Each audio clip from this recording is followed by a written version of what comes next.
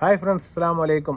നമ്മുടെ ഇസ്രായേൽ പ്രധാനമന്ത്രിക്കും അതുപോലെ തന്നെ നെതന്യാഹുവിനും അത്ര നല്ല സമയമല്ല ഇത് എന്ന് വേണമെങ്കിൽ നമുക്ക് വിചാരിക്കാം. അത് പ്രധാനപ്പെട്ട കാരണം ഇപ്പോൾ ഈജിപ്തും അതുപോലെ തന്നെ തുർക്കിയും ഒന്നിച്ച് ചേർന്നുകൊണ്ട് വേണ്ടി വന്നാൽ ഒരു സൈനിക നടപടിക്ക് വരെ മടിക്കില്ല എന്നുള്ള വാർത്തകളാണ് ഇപ്പോൾ പുറത്തു വരുന്നത്. ഈ കഴിഞ്ഞ ദിവസമാണ് UK-യും ഓസ്ട്രേലിയയും പോർച്ചുഗലും അടക്കം വരുന്ന 10 രാജ്യങ്ങൾ ഐക്യരാഷ്ട്രസഭയിൽ നമ്മുടെ സ്വതന്ത്ര പലസ്തീൻ എന്ന് പറയുന്ന രാജ്യത്തിന് വേണ്ടിയിട്ട് നിലകൊള്ളുകയും അനുകൂലമായി വോട്ടുകൾ രേഖപ്പെടുത്തുകയും ചെയ്തു.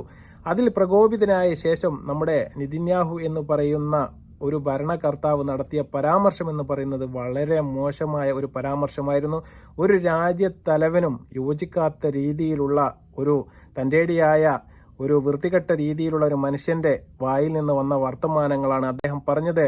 നമ്മുടെ ജോർദാൻ നദിക്ക് പടിഞ്ഞാറേക്കരയിൽ പലസ്തീൻ എന്ന് പറയുന്ന ഒരു രാജ്യം ഇനി ഭൂപടത്തിൽ തന്നെ ഉണ്ടാവില്ല എന്ന രീതിയിലുള്ള ഒരു പരാമർശമായിരുന്നു അദ്ദേഹം അങ്ങ് അമേരിക്കയിൽ വെച്ച് നടത്തിയത്.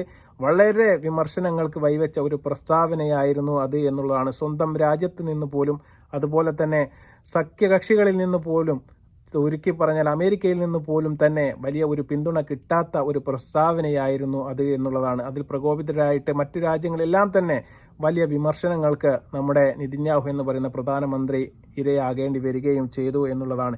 ഈ അടുത്ത ദിവസമാണ് ഗാസ പിടിച്ചെടുക്കുക എന്ന് പറഞ്ഞുകൊണ്ട് അവർ കരമാർഗമുള്ള യുദ്ധം തുടങ്ങുന്നതിന് മുമ്പേ തന്നെ അവിടെയുള്ള 10,000-കണക്കിന് കെട്ടിടങ്ങളാണ് അവൾ ബോംബിട്ട് തകർക്കുന്നത് നമ്മൾ കണ്ടത്. അവിടെയുള്ള പാവപ്പെട്ട മനുഷ്യർ എന്ന് വേണമെങ്കിൽ പറയാം, പാവപ്പെട്ട പിഞ്ചു കുഞ്ഞുങ്ങളും സ്ത്രീകളും അടങ്ങുന്ന 65,000-ഓളം പേരെയാണ് നമ്മുടെ ഇസ്രായേൽ സൈന്യം ഇതുവരെ വധിച്ചത് എന്നുള്ളതാണ്. നിങ്ങൾ മനസ്സിലാക്കണം.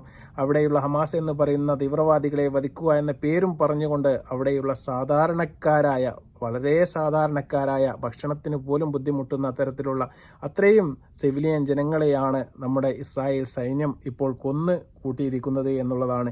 അവിടെ നിന്ന് സ്ത്രീകളും കുട്ടികളും അടക്കം പലായനം ചെയ്യുന്നത് ഇപ്പോൾ പട്ടാളക്കാർ കാണിച്ചു കൊടുത്ത വഴിയിലൂടെ രക്ഷപ്പെട്ടു പോകാനാണ് അവർ ശ്രമിക്കുന്നത് എന്നുള്ളതാണ്. ഗാസയിൽ ഇതുവരെ മരണപ്പെട്ട ചെറിയ ഒരു ഭാഗം മാത്രമേ നമ്മുടെ ഹമാസ് എന്ന് പറയുന്ന സംഘടനയിൽപ്പെട്ട ആൾക്കാർ ഉള്ളൂ എന്നുള്ളതാണ്.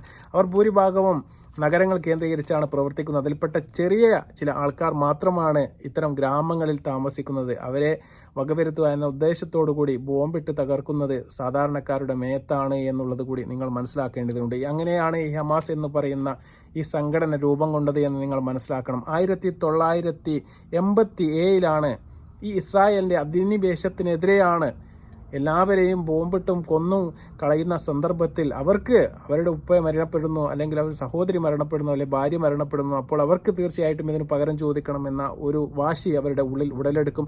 തീർച്ചയായിട്ടും അത്തരത്തിൽപ്പെട്ട ആൾക്കാർക്ക് വേണ്ടിയിട്ട് അന്ന് ആ അധിനിവേശത്തിനെതിരെ അവിടെ അഹമ്മദ് യാസിൻ എന്ന് പറയുന്ന ഒരു മതപണ്ഡിതന്റെ നേതൃത്വത്തിലാണ് ഈ ഹമാസ് അവിടെ സ്ഥാപിക്കപ്പെട്ടത് എന്നുള്ളതാണ്. അങ്ങനെയാണ് ഈ സംഘടന അവിടെ ഈ രാജ്യത്തിന് സ്വാതന്ത്ര്യം വേണമെന്ന് പറഞ്ഞുകൊണ്ടിട്ടാണ് ആ രാജ്യത്ത് ആ സംഘടന ഇപ്പോൾ പ്രവർത്തിച്ചു കൊണ്ടിരിക്കുന്നത്. അതുകൊണ്ട് തന്നെ എളുപ്പത്തിലൊന്നും ഹമാസ് എന്ന് പറയുന്ന ഒരു സംഘടനയെ ഇല്ലാതാക്കുക എന്ന് പറയുന്നത് നമ്മുടെ ഇസ്രായേൽ എന്ന് പറയുന്ന സൈന്യത്തിന് ഒരിക്കലും നടക്കാൻ വേണ്ടി പോകുന്ന ഒരു കാര്യമല്ല എന്നുള്ളത് പച്ച വെള്ളം പോലെ തീർച്ചയായും സത്യമായ ഒരു പരമാർത്ഥമാണ് എന്ന് നിങ്ങൾ മനസ്സിലാക്കാം. മനുഷ്യ കൂട്ടക്കുരുതി എന്നുള്ള ഒരു ആരോപണം UN നിന്ന് തന്നെ നേരിട്ട് കൊണ്ടിരിക്കുന്ന ഒരു രാജ്യമാണ് നമ്മുടെ ഇസ്രായേൽ എന്ന് പറയുന്ന ഒരു രാജ്യം എന്നുള്ളതാണ്. Australia, Germany, France, UK, Portugal, Belgium എന്നടക്കമുള്ള ഒരുവിധം രാജ്യങ്ങളെല്ലാം തന്നെ നമ്മുടെ സ്വതന്ത്ര പലസ്തീൻ എന്ന് പറയുന്ന ആശയത്തോട് ഇപ്പോൾ അംഗീകരിച്ചിരിക്കുന്നു എന്ന് വളരെ സന്തോഷം തോന്നുന്ന ഒരു കാര്യം തന്നെയാണ്. ഇത്രയും കാലമായിട്ട് UK ഒന്നും നമ്മുടെ ഫലസ്തീന് അനുകൂലമായിട്ട് യാതൊരു വർത്തമാനവും പറയാത്ത ഒരു രാജ്യമായിരുന്നു. അവർ പോലും ഇപ്പോൾ സ്വന്തം പലസ്തീൻ എന്ന് പറയുന്ന ആശയത്തെ, അവരുടെ സ്വാതന്ത്ര്യത്തെ ഇവർ അംഗീകരിച്ചിരിക്കുന്നു എന്നുള്ളതാണ്. 10ഓളം രാജ്യങ്ങളാണ് ഈ അടുത്തിടെ നടന്ന ഐക്യരാഷ്ട്ര സമ്മേളനത്തിൽ അനുകൂലമായിട്ട് വോട്ട് വരെ രേഖപ്പെടുത്തിയത് എന്നുള്ളതാണ്. അതൊരു കാരണം കൊണ്ട് തന്നെയാണ് നമ്മുടെ നെതന്യാഹു ഇപ്പോൾ പ്രകോപിതനായത് എന്നുള്ളതാണ്. സ്വന്തം രാജ്യത്ത് നിന്ന് പോലും അവർക്ക് അനുകൂലമായിട്ടല്ല കാര്യങ്ങൾ നടക്കുന്നത് എന്നുള്ളതിൻ്റെ ഏറ്റവും വലിയ തെളിവാണ് ഈ കഴിഞ്ഞ ദിവസം അവരുടെ രാജ്യതലസ്ഥാനത്ത് നടന്ന വമ്പിച്ച പ്രതിഷേധ റാലി എന്നുള്ളതാണ്. അതിൽ അവർ പറയുന്നുണ്ട് ഞങ്ങൾക്ക് യുദ്ധം വേണ്ട എന്നും അതുപോലെ തന്നെ ഞങ്ങളുടെ കുടുംബക്കാരായ തടവുകാരായ ആൾക്കാരെ മോചിപ്പിക്കണം എന്ന് തന്നെയായിരുന്നു അവരുടെ ഏറ്റവും വലിയ ഒരു മുദ്രാവാക്യം എന്ന് പറയുന്നത്.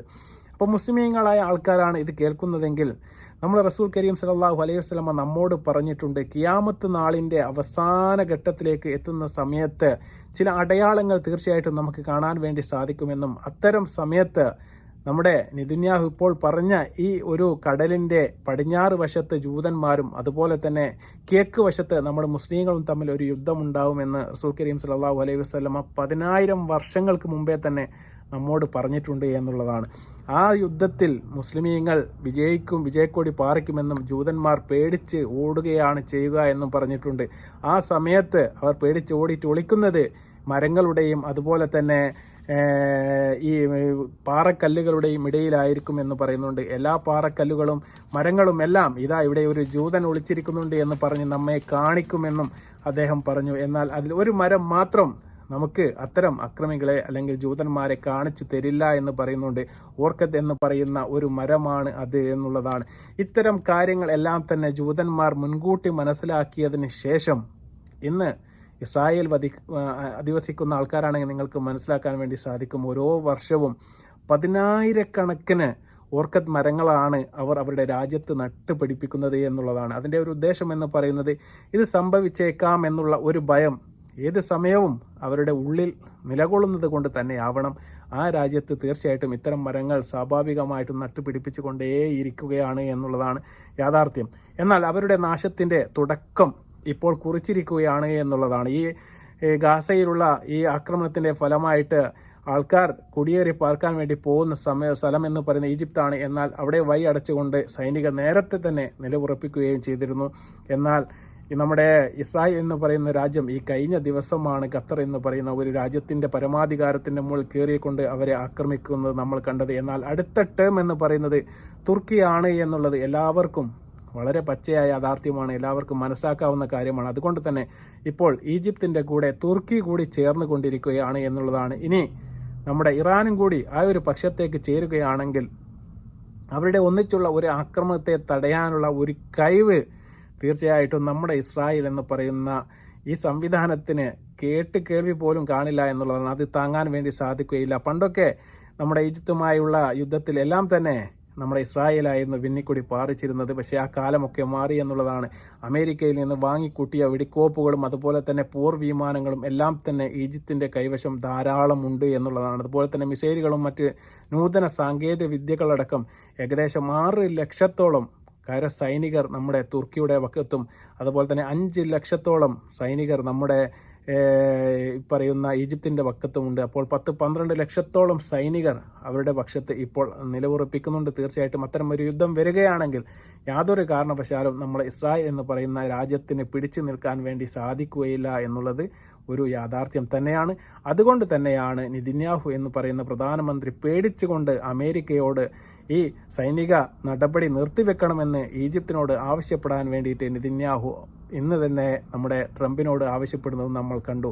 എന്നാൽ അതൊന്നും അവർ വക കൊണ്ടിട്ടില്ല എന്നുള്ളത് തന്നെയാണ്. അവരുടെ രാജ്യമാണ്, അവരുടെ രാജ്യത്ത് അവർ സൈനികരെ വിന്യസിച്ചു കൊണ്ടേയിരിക്കുകയാണ്. ഏതൊരു സാഹചര്യം വന്നു കഴിഞ്ഞാലും അവർ ഇസ്രായേലിനെ ആക്രമിക്കാൻ വേണ്ടി തന്നെ പദ്ധതി തയ്യാറാക്കിയിരിക്കുന്നു എന്നുള്ളതാണ്.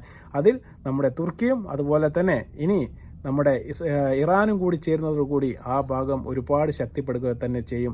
അതുകൊണ്ട് വിരളി പോണ്ട് നടക്കുകയാണ് നമ്മുടെ നെതന്യാഹു എന്ന് പറയുന്ന ഈ ഭരണകർത്താവ് എന്ന് പറയുന്നത്. അദ്ദേഹം ഒരു ഏകാധിപത്യ രീതിയിലാണ് അദ്ദേഹം ഭരണം മുന്നോട്ട് കൊണ്ടുപോകുന്നത്. സാധാരണക്കാരായ പിഞ്ചു കുഞ്ഞുങ്ങളെ കൊല്ലുന്നതിൽ യാതൊരു മനമടുപ്പുമില്ലാത്ത ഒരു നേതാവ് തന്നെയാണ് അദ്ദേഹം. തീർച്ചയായിട്ടും അർഹിക്കുന്ന മറുപടി തന്നെ പടച്ച തമ്പുരാൻ്റെ ഭാഗത്ത് നിന്ന് അവർക്ക് കിട്ടട്ടെ എന്ന് ഞാൻ ആത്മാർത്ഥമായി ആഗ്രഹിക്കുകയാണ്, പ്രാർത്ഥിക്കുകയാണ്. വീണ്ടും നല്ലൊരു വീഡിയോയുമായി വരുന്നതുവരെ അസ്സലാമു അലൈക്കും വറഹ്മത്തുള്ളാഹി തആല വബറകാതുഹു.